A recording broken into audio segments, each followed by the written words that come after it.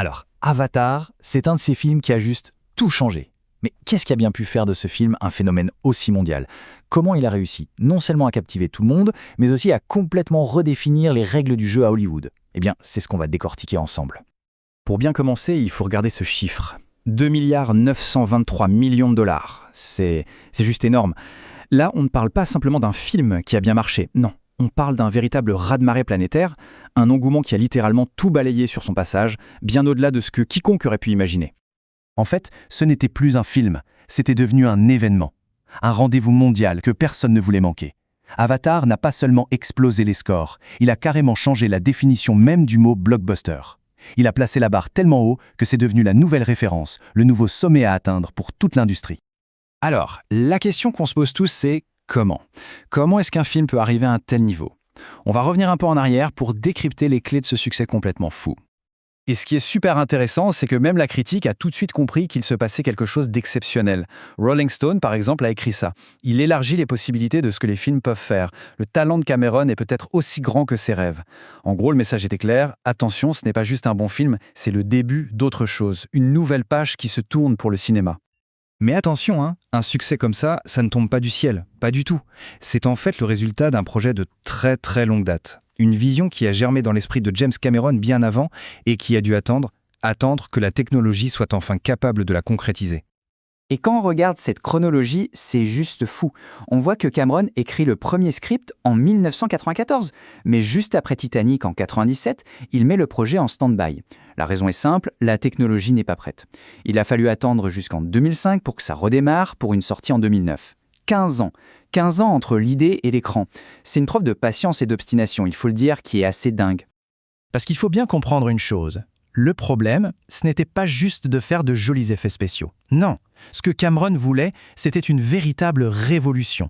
Il voulait des personnages en 3D qui soient photoréalistes, un monde extraterrestre dans lequel on pouvait se perdre. Son but, c'était que le spectateur ne regarde pas Pandora, mais qu'il ait l'impression d'y être, de le ressentir, de le toucher presque.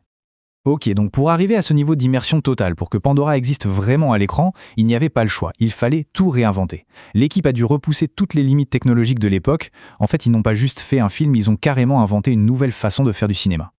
Et la pièce maîtresse de cette invention, c'était la performance capture. Alors attention, ce n'est pas juste de la motion capture classique où on met des capteurs sur le corps, non, là on va beaucoup plus loin. L'idée, c'est de tout capter. Le corps bien sûr, mais aussi le visage, les yeux, en gros, de saisir l'âme de la performance de l'acteur pour la transférer au personnage numérique. Cameron lui-même le dit très bien, le but c'était de transférer 100% des performances des acteurs. L'ambition était dingue. Il voulait que les Mavis, même s'ils sont bleus, géants et avec une queue, eh bien qu'on ressente leurs émotions comme si c'était de vrais acteurs. Le vrai défi, c'était ça, mettre la technologie au service de l'émotion pure. Et pour y arriver, ils ont mis au point un truc de fou, la production virtuelle. Imaginez la scène. Les acteurs sont dans un studio vide, qu'ils appellent le volume. Leurs mouvements sont captés et envoyés en temps réel dans l'ordinateur.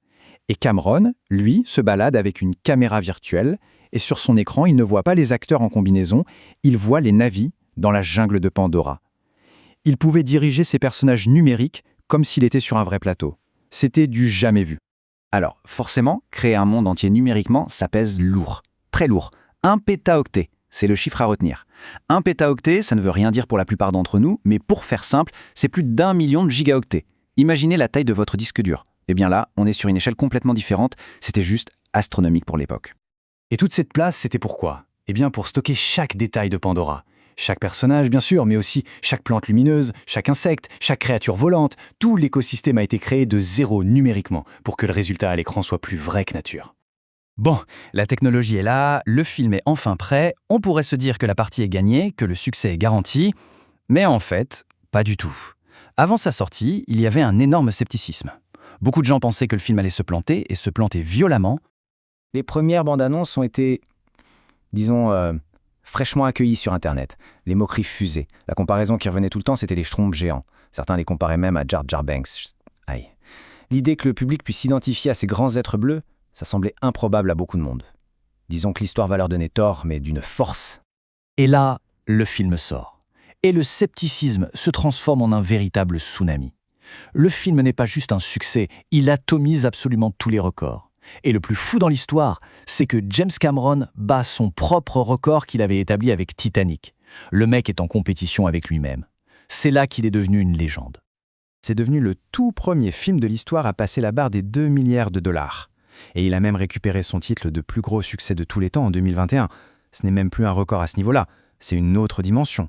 Avatar a prouvé à toute l'industrie qu'en fait, il n'y avait plus de plafond de verre. Ok, les chiffres sont fous, on a compris. Mais maintenant, plus de 10 ans après, qu'est-ce qu'il reste d'Avatar? C'est quoi son vrai héritage, au-delà du box-office? Eh bien, le premier héritage, c'est un débat qui dure encore aujourd'hui. D'un côté, il y a ceux qui disent « Ok, c'est magnifique visuellement, mais l'histoire, c'est du déjà-vu. C'est Danse avec les loups dans l'espace. » Et de l'autre côté, il y a ceux qui répondent « Mais justement, c'est sa force. C'est une histoire simple, universelle, qui parle à tout le monde, et c'est ça qui a permis au spectacle de fonctionner à l'échelle mondiale. » Et il faut dire que ces thèmes universels ont vraiment résonné, très fort. Ce message anti-impérialiste, cet appel à respecter la nature, la critique du militarisme, de la cupidité des grandes entreprises, tout ça a touché une corde sensible. Le film a même été repris comme symbole par des manifestants bien réels, que ce soit des groupes écolos ou des militants politiques. C'est dire l'impact. Ce qui nous laisse avec la grande question. Finalement, c'était quoi la vraie clé du succès d'Avatar ? Est-ce que c'est l'histoire, simple mais universelle, qui a été sublimée par une technologie de pointe, ou est-ce que c'est la révolution technique elle-même qui a créé une expérience tellement immersive qu'elle a transcendé toutes les barrières culturelles ? La réponse, finalement, c'est sans doute un peu des deux. Et c'est peut-être ça, le secret, la véritable anatomie d'un blockbuster qui a complètement redéfini son époque.